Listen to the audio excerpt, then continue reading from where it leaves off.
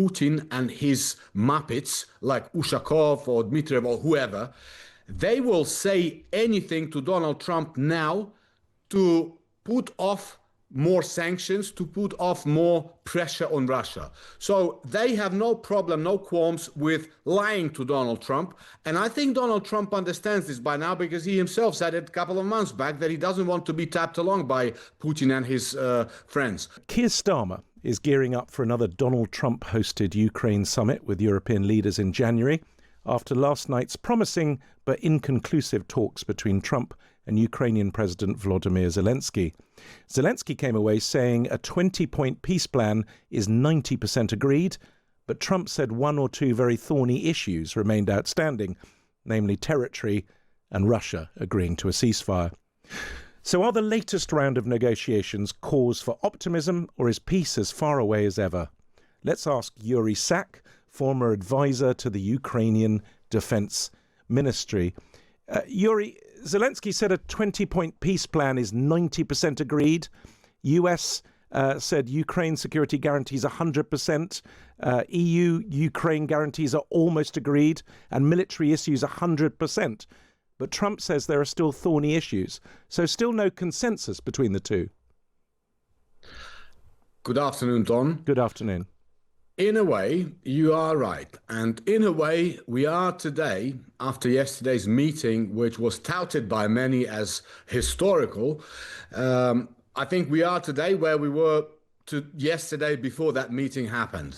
And that could be seen, with a bit of pessimism, because, of course, there were high hopes that when the two presidents finally meet after weeks of joint work between the Ukrainian and American teams, that there will be some final result, which will be then presented to the Kremlin, which hopefully will bring all the parties closer to a lasting and enduring peace.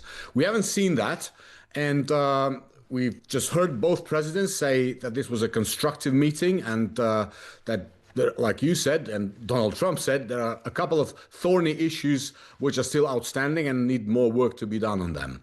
But at the same time, I think for us, for Ukrainians, the most important outcome of yesterday's meeting was to see both presidents shake hands, smile at each other, because to us it sends the signal that the US is still our strategic partner, that the US no longer blames Ukraine for having started this war, that the US and Donald Trump personally, by now, thanks to the hard work of our team during the last couple of months, actually, that Donald Trump today is very well informed, actually, about the real situation on the ground. And that means that when he sees, for example, Putin boast about the capture of Kupiansk, and then he sees President Zelensky actually physically in Kupiansk. So Donald Trump understands that whatever Putin says most likely is a lie and a bluff. So that's the major outcome of yesterday's meeting, that the US and Ukraine are on the same page, and hopefully, at some point, quantity of these meetings will transform into quality, and we will see something more meaningful, and we will see more pressure applied on Russia, and we will see how Russia, which is now in a bad economic situation, will finally understand that it's an unwinnable war for them, that Russia will understand that they will not be able to ruin the transatlantic coalition and alliance, and Russia will understand that time to get real, time to give up on their maximalistic, unrealistic demands, and Russia will sit down and talk meaningfully about the way forward in this peace process. But one of those thorny issues that President Trump is going on about is how much territory is Zelensky prepared to give up? I think Donald Trump knows very well that it's not within the power of President Zelensky to give up anything, because he's just a president of a democratically structured country. And the only thing President Zelensky can actually do, he can tell everybody involved in the process that, okay, I can consult my people, which is exactly what he did. Because under our constitution, no issue connected to Ukraine's territory can be decided, unanimously or without any consultation with the people, neither by the president, nor by the parliament, nor by anyone. So if you look at the latest polls, and our president mentioned them in his latest interview today in the morning, essentially 85% of Ukrainians are in favor of peace talks, but the same 85% of Ukrainians are against giving up the sovereignty over our territories. And in fact, to think otherwise would be insane. In almost 4 years of this war, Ukrainian people have suffered so much. We have paid such a high price that for us now to just concede and, withdraw our troops from the parts of Donbass area where we are now in control, that's insane. And one other thing, Don, that Donald Trump knows very well. If in an impossible hypothetical scenario, Ukrainian president agreed and Ukrainian people voted and we withdrew our troops. Now, everybody knows that the moment Russian forces enter cities such as Slavyansk and Kramatorsk, the whole world will again have to see the repeat of Bucha, repeat of Mariupol, and repeat of all those cities and small towns where Russians, the moment they enter, they start looting, raping, and committing war crimes. So that's another reason why it's not about territory. And when we say that we will stick by our guns, we mean that we will not give up on our people. Vladimir Harilov, a former Deputy Minister of Defence in Ukraine, said that any decision on territory would need a referendum in Ukraine, and that in turn requires a ceasefire. Is he right? And if so, is that in any way achievable? Don, well, every day Ukraine is under a barrage of missiles and drones.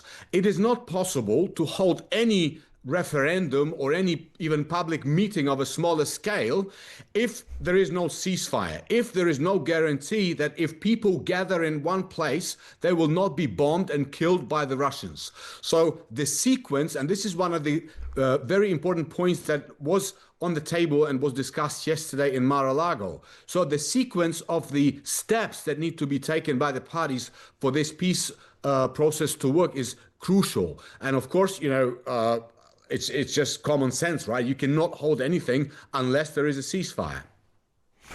But Russian foreign policy advisor Yuriy Ushakov said that the two presidents, Putin and Trump, left their telephone call united in the belief that a temporary ceasefire proposed by the EU and Ukraine would only prolong the conflict. Well, we have to understand that Putin and his Muppets, like Ushakov or Dmitriev or whoever, they will say anything to Donald Trump now to put off more sanctions, to put off more pressure on Russia. So they have no problem, no qualms with lying to Donald Trump. And I think Donald Trump understands this by now because he himself said it a couple of months back that he doesn't want to be tapped along by Putin and his friends. But at the same time, the White House understands that, for this peace process not to stall, they have to sometimes say things that don't actually reflect reality. So they have to say, they know about Russian missiles and drones hitting Ukrainian cities, but they still say that Putin wants peace.